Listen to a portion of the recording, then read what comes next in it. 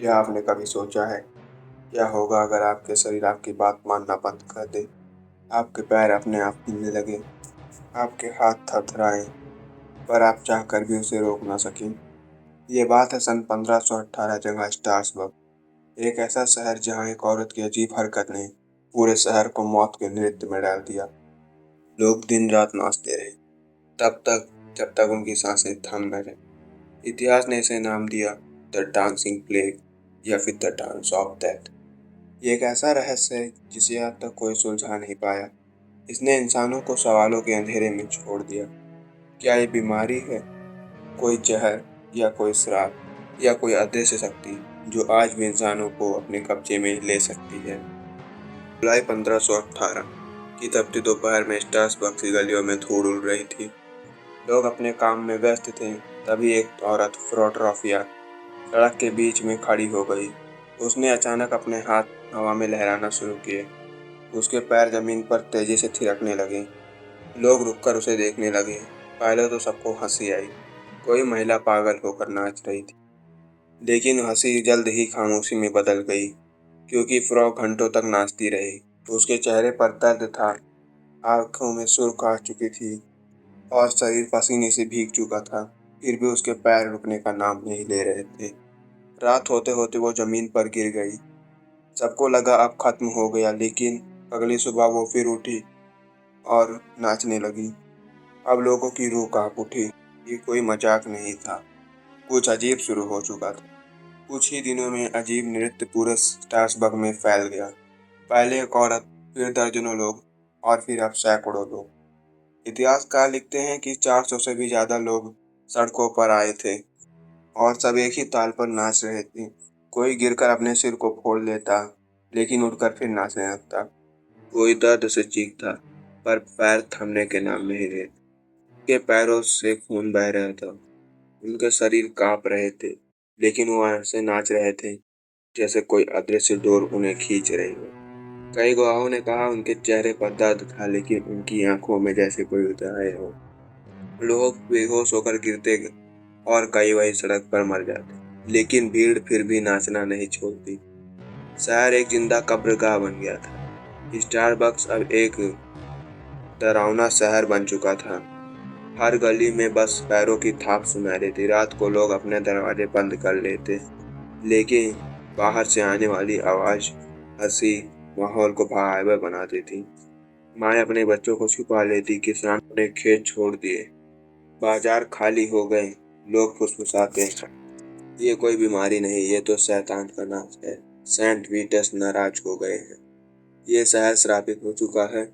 शहर के पादरी और अधिकारी ने घबरा कर मीटिंग किया और उन्होंने एक अजीब फैसला लिया। उन्होंने कहा अगर ये लोग नाचना चाहते हैं तो इन्हें नचाओ। उन्होंने संगीतकार बुलवाए, ढोल बजवाए और सड़कों पर मंच तैयार करवाए। सोचा कि जब थक जाएंगे तब सब खुद रुक जाएंगे, लेकिन हुआ उल्टा। संगीत सुनते ही लोग इस मौत के नाच में शामिल हो गए। पूरा स्ट्रासबर्ग अब एक पागलपन के सर्कस में बदल चुका था।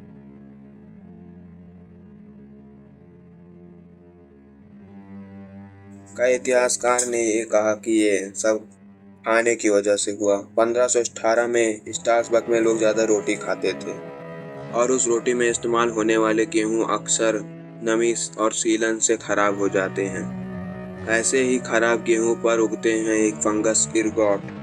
यही फंगस एलएसडी ल्यूमिनेशन देने वाली केमिकल प्रोड्यूस करते हैं। अगर लोग ऐसी रोटी खा लें तो उनका दिमाग कंट्रोल खो देता है। उन्हें भूत प्रेत दिखने लगते हैं, शरीर अपने आप हिलने लगता है और पागलपन हावी हो जाता है। तो क्या स्ट्रासबर्ग के लोग मास्ट हेलुसिनेशन के शिकार हुए? क्या फंगस उनके दिमाग और शरीर को एक साथ मैनिपुलेट किया? लेकिन यहाँ एक सवाल, अगर ये सिर्फ एक फंगस था तो फिर क्यों स्टारबर्ग, क्यों पूरे यूरोप में ऐसा और कोई घटना नहीं थी? क्या सचमुच सिर्फ उसी साल और उसी शहर की रोटी जहर बनी, या फिर ये एक्सप्लेनेशन सिर्फ सच छुपाने का एक बहाना है? 1518 का स्टारबर्ग भयानक दौर से गुजर रहा था।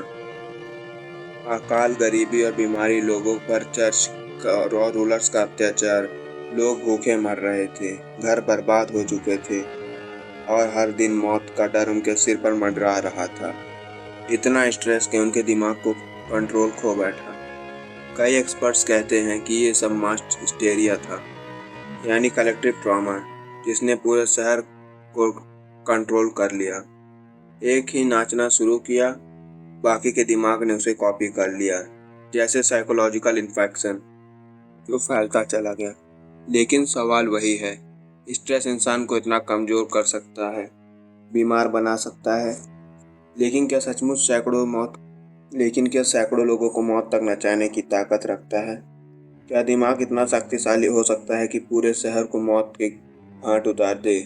अगर हाँ, तो फिर इंसान खुद अपनी सबसे बड़ी कमजोरी है। तीसरी थ्योरी सबसे रहस्यमय और डरावनी। मध्ययुगीन यूरोप में एक मान्यता बहुत प्रसिद्ध थी, सेंट वीटस। कहा जाता था कि अगर सेंट वीटस नाराज हो जाएं, तो इंसानों पर ऐसा श्राप उतरता है जिसमें उसका शरीर बिना रुके नाचने लगता। इतना नाचता है कि शरीर टूट जाए, लेकिन रुकने का नाम नहीं। चार्ल्सबर्ग के लोगों का मानना था कि फिलाडेल्फिया पर यह श्राप उतर चुका था और बाकी लोग उसके नाच को देखकर उसी ताकत के कब्जे में चले गए। कई गवाहों ने कहा उन्होंने नाचते हुए लोगों के चेहरे को काले साए के साथ देखा, जैसे कोई औरत काले कपड़े में भीड़ के बीच में घूम रही हो और उसके इशारे पर लोग थिरक रहे हों। कुछ लोग कहते हैं कि उसकी आंखें लाल थी, कुछ कहते हैं वो इंसान नहीं बल्कि शैतान और सेंट विटनेस के दूत थे। इतिहासकार कहते हैं कि श्राइन पर रिचुअल्स करवाने के बाद धीरे धीरे लोग शांत हो जाते हैं। लेकिन ये प्लेसबो था या सचमुच कोई अलौकिक ताकत? कई हफ्तों बाद ऑथर्स ने नाचने वाले लोगों को सेंट पीटर्स के मंदिर में ले जाकर विशेष अनुष्ठान करवाए। धीरे धीरे मौत का नाच थम गया, लेकिन तब तक सैकड़ों लोग मर चुके थे, कई स्थायी रूप से अपाहिज हो चुके थे और पूरा स्टारबक्स भूतिया शहर बन गया।